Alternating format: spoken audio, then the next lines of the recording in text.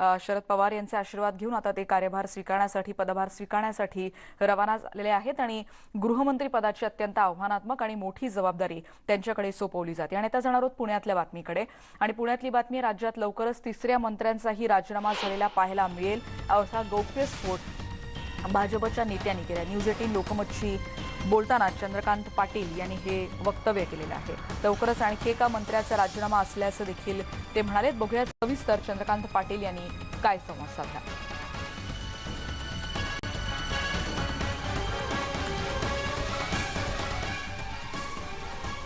तुम्ही सांगितल्याप्रमाणे 2 मंत्र्यांचे राजीनामे झाले, तिसरं कोण आहे? नाव जाहीर करून टाका। तिसरं तुम्हाला माहिती आहे, तुम्ही मगाशी मला सांगितलंय, ते नाव सुरू करा। कुठलं? शिवसेनेचं आहे? माहित नाही, मला माहित नाही। हे दादांनी स्पष्टपणे जाता जाता एक संकेत दिलेला आहे की तिसरा मंत्री हा कदाचित शिवसेनेचा असू शकतो। पुण्यात या वर्धापन दिनाचा कार्यक्रम झाला भाजपच्या आणि थेट जाणार आहोत पंतप्रधान नरेंद्र मोदी 41व्या वर्धापन दिनानिमित्तानं संवाद साधतात। पार्टी को आकार देने वाले,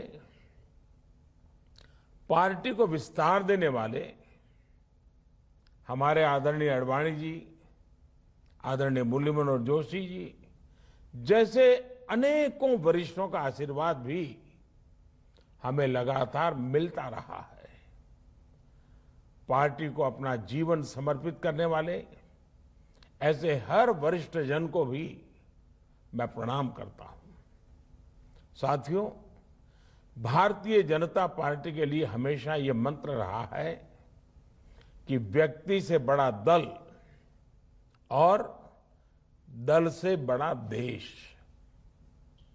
ये परंपरा डॉक्टर श्यामा प्रसाद मुखर्जी से लेकर आज तक अनवरत चली आ रही है। डॉक्टर श्यामा प्रसाद मुखर्जी के बलिदान की शक्ति है कि हम वो स्वप्न पूरा कर पाए। आर्टिकल 370 हटाकर कश्मीर को संवैधानिक अधिकार दे पाए।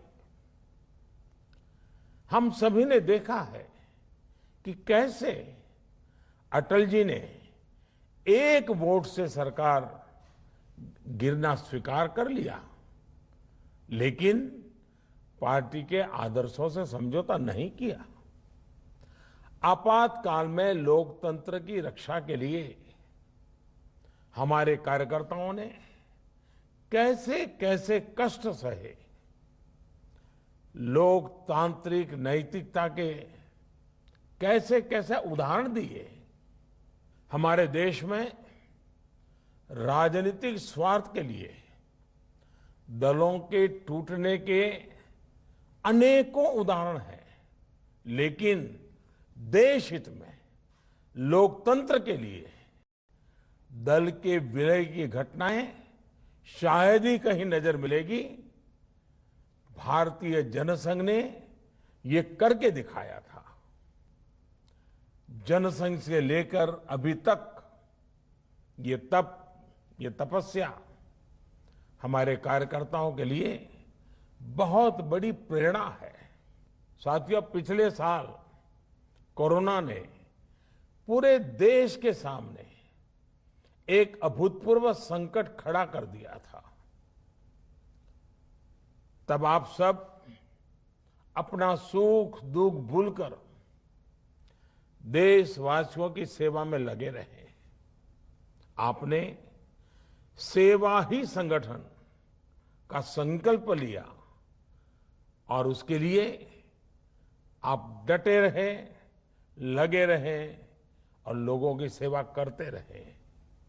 जो काम आप गांव-गांव में, शहरों में कर रहे थे, घर घर पहुंच रहे थे, वैसा ही कुछ काम अंत्योदय की प्रेरणा से भाजपा की सरकारें, चाहे केंद्र हो या राज्य हो, अपना दायित्व निभाती रही।